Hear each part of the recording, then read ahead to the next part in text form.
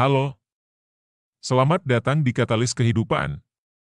Kali ini kita akan membahas topik yang sangat relevan, yaitu perbandingan antara dua pendekatan keuangan yang sering dihadapi oleh anak muda, nabung dulu, versus YOLO, atau You Only Live Once. Pertama-tama, mari kita bahas lebih lanjut mengenai pendekatan nabung dulu. Seiring berjalannya waktu, banyak orang tua dan penasehat keuangan mengajarkan prinsip ini kepada generasi muda sebagai langkah awal yang bijak dalam mengelola keuangan. Pada dasarnya, ide di balik nabung dulu adalah membangun tabungan sebelum terjun ke dalam investasi yang lebih berisiko. Langkah ini diambil dengan maksud menciptakan dasar keuangan yang kokoh, memberikan perlindungan finansial, dan mengantisipasi kebutuhan mendesak di masa depan. Gambaran anak muda membuka tabungan mengilustrasikan langkah pertama menuju kestabilan keuangan, namun, seperti halnya setiap pendekatan, nabung dulu tidaklah tanpa tantangan. Beberapa orang mungkin menghadapi kesulitan melihat pertumbuhan investasi yang cepat dan merasa terhambat dalam mencapai tujuan finansial jangka panjang. Meskipun tabungan memberikan keamanan finansial dan menjadi dasar untuk investasi lebih lanjut, beberapa individu mungkin merasa kurang terpacu oleh pertumbuhan yang lebih lambat. Oleh karena itu, penting bagi mereka yang mengadopsi pendekatan ini untuk tetap fokus pada manfaat jangka panjang yang akan mereka dapatkan.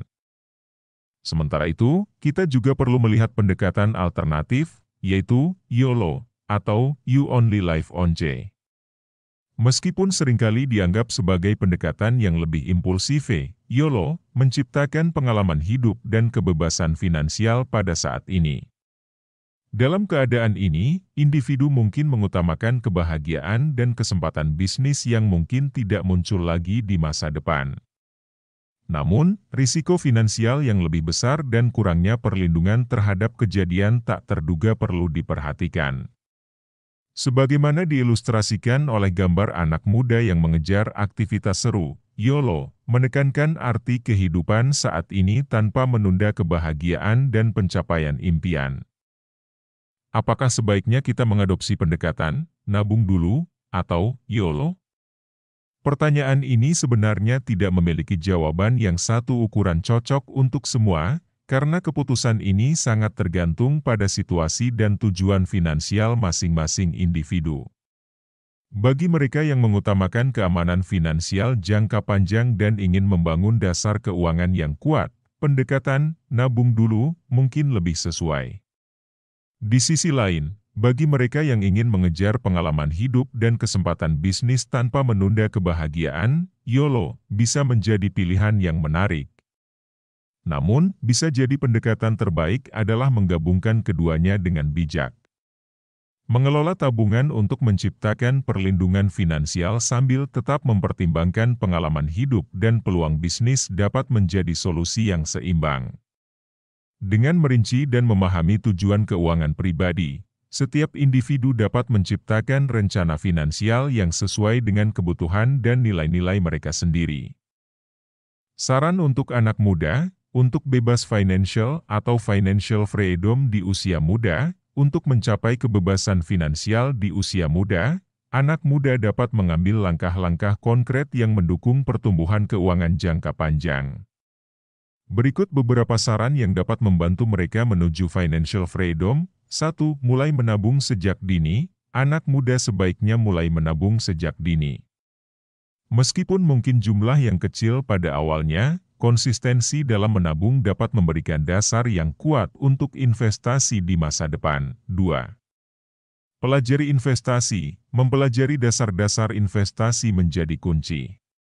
Anak muda dapat memahami berbagai instrumen investasi, seperti saham, obligasi, dan properti. Dengan pemahaman yang baik, mereka dapat membuat keputusan investasi yang cerdas. 3. Buat rencana keuangan. Membuat rencana keuangan yang terinci adalah langkah penting. Ini termasuk penetapan tujuan keuangan jangka pendek dan panjang, alokasi anggaran, serta identifikasi cara untuk meningkatkan pendapatan dan mengurangi pengeluaran. 4. Bersiap untuk kewirausahaan, menjadi wirausahawan dapat menjadi jalan menuju financial freedom.